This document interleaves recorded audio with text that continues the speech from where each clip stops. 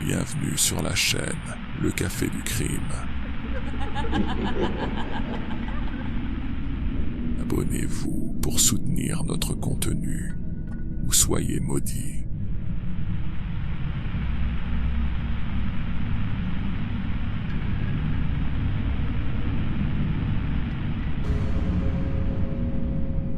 Au départ, Nexium se présente comme une société de formation. Séminaires, niveaux, Executive Success Programs. Keith Raniere dirige, Nancy Salzman structure. C'est carré, salle propre, support de cours, écharpe de couleur qui marque la progression. On promet de désapprendre la peur, d'améliorer sa discipline, de gagner en efficacité. Le public est mixte, entrepreneurs, étudiants, profils en reconversion. L'image est professionnelle. À l'intérieur, le langage change doucement. On parle d'engagement, de preuves à donner pour montrer sa motivation. On tient un journal de faiblesse, on avoue ses doutes, on s'habitue à se raconter devant le groupe. Cette matière intime ne sort pas. Elle est censée servir le coaching. Elle devient, plus tard, un levier. Vers 2015, un sous-groupe se met en place, DOS. Il est présenté comme un cercle féminin d'entraide, secret. Pour y entrer, on demande un gage. Le mot interne est collatéral. Ce ne sont pas des frais d'inscription. On parle de photos intimes, de lettres écrites à la main, de secrets. Officiellement, c'est symbolique. Dans les échanges internes, c'est conservé. Et c'est rappelé quand une recrue hésite. La structure est hiérarchique. Une maîtresse au-dessus, des esclaves en dessous. On exige des réponses immédiates, jour et nuit. On impose des objectifs de poids, des consignes de sommeil. Au départ, Nexium se présente comme une structure de formation.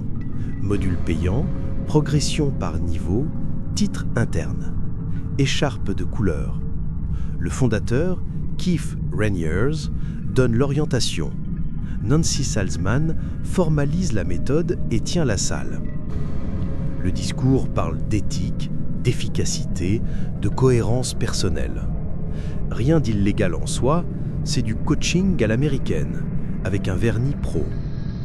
La presse locale décrira tôt le cœur technique revendiqué par Nexium, la Rational Inquiry, marqueur de l'identité du groupe bien avant les révélations pénales.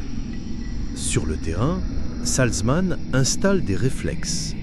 Écrire ses peurs, exposer ses croyances limitantes, se prêter à des débriefs répétés. On apprend à se raconter devant le groupe, à tenir des carnets, à rendre compte à des encadrants. Cette matière intime est présentée comme un outil pour progresser. Elle deviendra plus tard une matière première pour tenir. On peut la rappeler, la citer, la retourner. Rien ne bouge encore côté judiciaire. C'est une culture qui se met en place. Le noyau dur s'organise autour d'une hiérarchie claire. Raniere décide, Salzman structure et diffuse la grammaire du système, sa fille Lauren gère des volets opérationnels. Le vocabulaire interne s'impose. Alignement, engagement, preuve.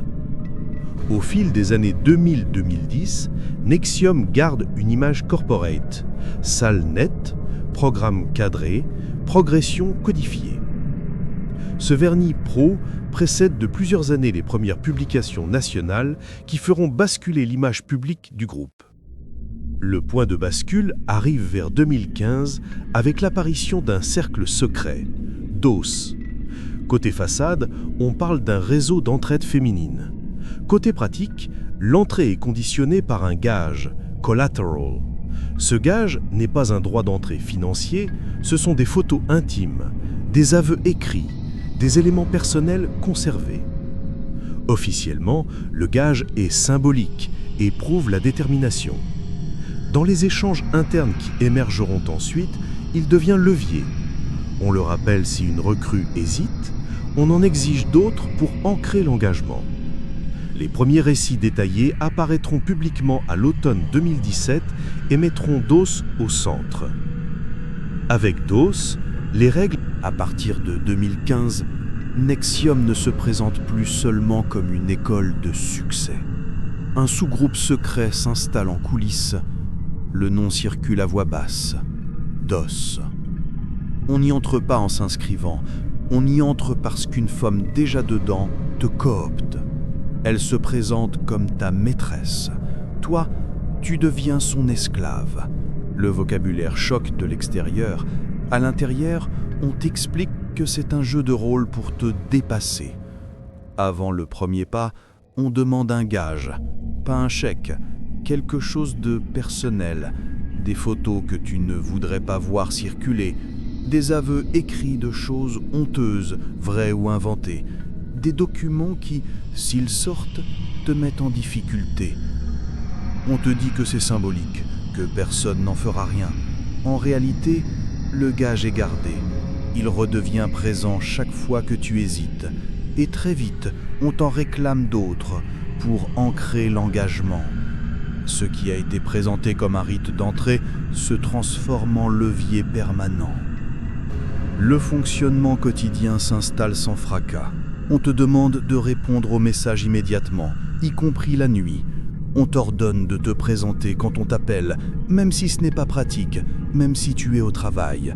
On fixe des objectifs de poids, on réduit le sommeil, on surveille ce que tu manges. Tout cela est emballé dans un discours de discipline et d'effort. Dans les téléphones, il reste surtout des horaires, des consignes et des rappels. La chaîne d'obéissance est simple et efficace. Ta maîtresse recrute, collecte tes gages, transmet les ordres, vérifie les preuves d'exécution et remonte l'information au niveau supérieur. Au-dessus d'elle, une autre fait la même chose, et ainsi de suite jusqu'au sommet. À chaque étage, la pression augmente et la responsabilité se dilue. Si tu ralentis, on te corrige. Ce mot recouvre des défis humiliants, des jeûnes, des tâches absurdes, des déclarations filmées où tu t'accuses toi-même. On te félicite quand tu tiens. On te rappelle ce que tu as remis quand tu faiblis. Un rituel distingue DOS de tout le reste, le marquage. Cela se passe à huis clos, en petits groupes. Les participantes sont nues. Un cautériseur trace un motif près du bassin. La scène est enregistrée. Une phrase est dictée pour la caméra afin que l'image montre un « oui ». Le motif sera largement interprété comme un monogramme lié au chef. Après la séance, les messages de félicitations partent rapidement et, presque aussitôt, on te demande un nouveau gage. Le cycle se resserre. Souffrir, valider. L'alarme ne vient pas d'un commissariat. Elle part d'un article. À l'automne 2017, des anciennes de Nexium décrivent publiquement un cercle féminin secret, des gages remis à l'entrée, un marquage cautériseur avec une phrase dictée pour la caméra. Les mots passent de la rumeur aux colonnes imprimées. Ce qui, la veille encore, ressemblait à un jargon de coaching, devient une information vérifiable. Il existe des messages, des photos, un audio où l'on parle de mettre en scène un consentement. À partir de là, l'histoire change de dimension. Des familles s'en mêlent. Des avocats commencent à rassembler des pièces.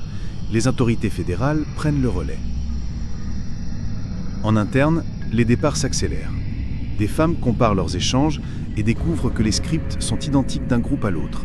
Même délai, même rappel au gage, même défis présentés comme des réparations. La façade corporate s'effrite. Les salles restent nettes, mais les téléphones racontent autre chose. Ce sont eux qui vont structurer l'enquête. Fil de messages, horodatage, confirmation d'exécution, photos des marques. Quand une consigne est écrite et répétée, elle finit par dessiner une procédure. Fin 2017, le nom de Keith Raniere n'apparaît plus seulement dans les brochures de séminaires. Il arrive sur un mandat. Les enquêteurs s'intéressent à ses déplacements, à ses relais, à ses comptes. L'entourage direct se réorganise. Certains prennent de la distance, d'autres se rapprochent. Plusieurs membres clés se font discrets. En mars 2018, les autorités localisent Raniere au Mexique. L'arrestation a lieu sans théâtre inutile. Il est transféré vers New York. À l'audience, un juge le décrit comme un risque de fuite. La détention provisoire est maintenue. Le dossier ne parle pas d'un malentendu, il évoque une organisation structurée. Dans les semaines qui suivent, l'instruction s'élargit. Alison Mack est inculpée à son tour. Les enquêteurs remontent des flux d'emails, des listes internes, des mémos où l'on rappelle de demander des gages plus forts, de vérifier des objectifs de poids, de réprimander un retard à répondre. Les mots restent polis, mais les effets sont concrets. Nuits tronquées, repas contrôlés, assignation à des heures imprévisibles. Les investigations avancent par recoupement. Un tableau trouvé sur un appareil correspond à des messages saisis sur un autre. Une photo envoyée d'un téléphone se retrouve confirmée par la chronologie d'un troisième. Les pièces fonctionnent comme un réseau. Chacune tient par les autres. L'été 2018, l'étau se resserre autour du noyau. D'autres figures sont mises en cause, notamment pour des volets financiers et logistiques. Le même schéma apparaît. Ce qui a donné à Nexium son allure de société sérieuse, budget, contrat, process, a aussi servi à organiser et protéger le cercle fermé. Le dossier ne prétend pas que tout le monde faisait la même chose pour les mêmes raisons. Il constate que la structure, elle, profitait au sommet. Quand l'enquête bascule au pénal, on ne parle plus d'impression. On met des objets sur la table, des téléphones saisis, des boîtes mail copiées, des sauvegardes cloud, des ordinateurs. À partir de là, la narration n'est plus « il paraît que ». Elle devient « voici ce qui a été écrit, dit, envoyé, enregistré et quand ». Les messages sont la première colonne. Ils montrent la disponibilité exigée, minute par minute. Des injonctions tombent en pleine nuit, suivies de réponses horodatées à moins de 60 secondes. Une recrue écrit qu'elle dort, la relance arrive aussitôt. Réponds, viens, prouve. Dans d'autres échanges, on voit la progression des gages. Le premier envoi est présenté comme une formalité. Quelques jours plus tard, on en réclame un second plus fort, puis un troisième. À chaque hésitation, quelqu'un rappelle ce qui a déjà été remis. La peur se lit entre les lignes, mais l'essentiel pour un dossier, c'est qu'il existe des lignes. La seconde colonne, c'est l'audio qui encadre le marquage. On n'y entend pas une discussion floue, on y parle de cadrage, de phrases à faire dire, de moments où placer le « oui » pour que l'image ne prête pas à discussion. Cette planification est décisive parce qu'elle retire l'argument du spontané. On ne découvre pas, on met en scène. Et le « oui » attendu ne vient pas d'une choix libre, il répond à une procédure. Le rituel lui-même laisse des traces visibles. Des photos de marque, prises à quelques jours ou semaines d'intervalle, toujours au même endroit, toujours avec le même dessin. Ces images ne commentent rien, elles corroborent. La troisième colonne, c'est la chaîne de commande. Elle ne repose pas sur des suppositions. On suit des circuits d'instruction. Une maîtresse envoie un ordre à ses recrues, récupère des preuves d'exécution, les transmet au niveau supérieur. On retrouve à différents étages la même tournure de phrases, les mêmes expressions, les mêmes délais. Un tableau interne fait apparaître des prénoms alignés, des objectifs à tenir, des dates de réparation. Un fichier retrouvé ailleurs confirme la même liste, avec 2 mises à jour supplémentaires. Ce recoupement pièce contre pièce fait passer d'une histoire plausible à une mécanique démontrée. Côté profil, les témoignages sous pseudonyme replacent ces documents dans la vie réelle. Une raconte la consigne de répondre à toute heure, téléphone en main, et ce réflexe d'ouvrir les messages avant même de se demander si l'on veut obéir. Une autre décrit la réduction du sommeil et des repas, l'obsession du poids, la culpabilité quand les chiffres ne baissent pas. Une troisième évoque des périodes de confinement et de travail dirigé, sans salaire, avec des décisions prises pour elle en nom du progrès. Une dernière situe l'âge au moment des faits, et par ce simple détail, ferme la porte à toute requalification. La force de ces récits n'est pas de convaincre émotionnellement, elle est d'avoir son double numérique dans le dossier. Le rôle des figures connues se lit de la même façon. Alison Mack n'est pas uniquement un visage qui rassure, ses échanges montrent des demandes de gages, des rappels à la disponibilité, des formulations qui recouvrent exactement ce que d'autres messages. Le dossier arrive au tribunal fédéral de Brooklyn avec une ossature claire. Keith Raniere est dans le box. Les autres mis en cause ont plaidé coupables en amont. Le jury ne vient pas pour trancher une querelle d'idées. Il vient confronter des pièces à des témoignages et décider si l'enchaînement, gage, règles, marquage, obéissance relèvent d'un choix libre ou d'une contrainte organisée. Dès les premières journées, l'audience cale son rythme sur la matière numérique. On déroule des fils de messages projetés à l'écran, demandes envoyées en pleine nuit, réponses horodatées à quelques secondes, relances qui évoquent ce qui a déjà été remis pour sceller la confiance. On voit la montée en intensité des gages, du symbolique vers l'explicitement compromettant. On suit des consignes identiques d'un groupe à l'autre, des formules qui se répètent, des délais quasi copiés-collés. Cette répétition retire l'argument du malentendu local. Elle installe un procédé. Vient ensuite la pièce sonore qui deviendra centrale. Un enregistrement où l'on discute du marquage, non pas pour le déconseiller ou l'encadrer médicalement, mais pour calibrer la façon dont une participante doit dire son « oui » au moment opportun face à la caméra. Le jury n'a pas besoin d'explications. Si l'on prévoit quand, comment et pourquoi la phrase doit être prononcée, on n'est plus dans la spontanéité, on est dans la mise en scène d'un consentement. Les témoins se succèdent. Lorraine Salzman décrit la chaîne de commande, maîtresse qui recrute, gages collectés puis stockés, règles de réponse à la minute, punitions quand on tarde, cérémonies organisées et coordonnées. Elle situe chacun dans la mécanique, celle qui exécute, celle qui remonte et le sommet qui bénéficie. Sa déposition relie ce que les messages montrent déjà, un calendrier d'ordre et de validation, pas une somme de caprices. D'autres témoins, sous pseudonyme pour protection, replacent ces échanges dans des vies ordinaires. Une raconte un rendez-vous présenté comme un exercice, yeux bandés, où refuser n'était pas une option au regard de ce qui avait été remis. Une autre parle du quotidien chronométré, du téléphone qui ne quitte plus la main, des nuits rognées pour rester disponible. Une troisième évoque des périodes d'isolement et de travail non rémunéré décidées pour elle. Une quatrième précise un âge au moment des faits qui ferme le débat. Quand le verdict est tombé, il restait à mesurer la responsabilité de chacun.